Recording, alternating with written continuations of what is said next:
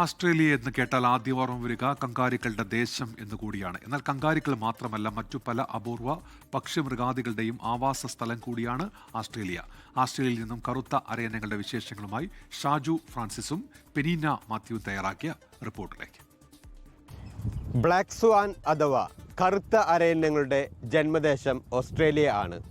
രാജ്യത്തിൻ്റെ തെക്ക് പടിഞ്ഞാറ് ഭാഗങ്ങളിലായി ഇവയെ ധാരാളമായി കാണാൻ സാധിക്കും. വെസ്റ്റേൺ ഓസ്ട്രേലിയ സംസ്ഥാനത്തിൻ്റെ ഔദ്യോഗിക പക്ഷിയും ചിഹ്നവും ബ്ലാക്ക് സ്വാൻ ആണ്. സംസ്ഥാനത്തിൻ്റെ പതാകയിലും ഇവയെ നമുക്ക് കാണാൻ സാധിക്കും. ബ്ലാക്ക് സ്വാനിൻ്റെ വിശേഷങ്ങളാകട്ടെ ഇന്നത്തെ വാർത്ത. ഓറഞ്ച് കലർന്ന ചുവന്ന നിറത്തിലുള്ള മനോഹരമായ കൊക്കുകളും നീളം കൂടിയ എസ് ആകൃതിയിലുള്ള കഴുത്തും ശ്യാമവർണ്ണത്തിലുള്ള ശരീരവും കറുത്ത അരയന്നങ്ങളുടെ പ്രത്യേകതയാണ്. നദികളിലും ശുദ്ധജല തടാകങ്ങളിലും ഉപ്പുജല തടാകങ്ങളിലും ഇവ അധിവസിക്കുന്നു. പൊതുവെ ജീവിതത്തിൽ ഒരു പങ്കാളിയെ മാത്രമാണ് ഇവ തിരഞ്ഞെടുക്കുക. അടയിരിക്കുന്നതും കുഞ്ഞുങ്ങളെ വളർത്തുന്നതും അച്ഛനും അമ്മയും ചേർന്നാണ്. ഉപ്പുവെള്ളം കുടിച്ചാലും അവയുടെ കണ്ണിന് മുകളിലുള്ള പ്രത്യേക ഗ്രന്ഥി ഉപയോഗിച്ച് ഉപ്പിനെ ജലത്തിൽ നിന്നും വേർതിരിക്കാൻ ഇവയ്ക്ക് സാധിക്കും. സസ്യബുക്കുകളായ ഇവയുടെ ജീവിത കാലയളവ് ഏകദേശം 20 വർഷത്തോളമാണ്.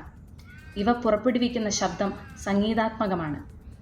ഓസ്ട്രേലിയയിലാണ് കറുത്ത അരയന്നങ്ങളെ സാധാരണയായി കാണാറുള്ളതെങ്കിലും ഇന്ന് ഇവ ന്യൂസിലൻഡ്, ന്യൂഗിനി എന്നീ രാജ്യങ്ങളിലും കാണപ്പെടുന്നുണ്ട്. കറുത്ത അരയന്നം വെസ്റ്റേൺ ഓസ്ട്രേലിയ സംസ്ഥാനത്തിന്റെ പ്രതീകമായും അപൂർവതയുടെയും അപ്രതീക്ഷിത സംഭവങ്ങളുടെയും പ്രതീകമായും വിശേഷിപ്പിക്കാറുണ്ട്. ജലാശയങ്ങളിലെ ഓളങ്ങൾക്ക് മീതെയായി തെന്നി നീങ്ങുന്ന കറുത്ത അരയന്നങ്ങൾ ഒരു അപൂർവ മനോഹര കാഴ്ചയാണ്.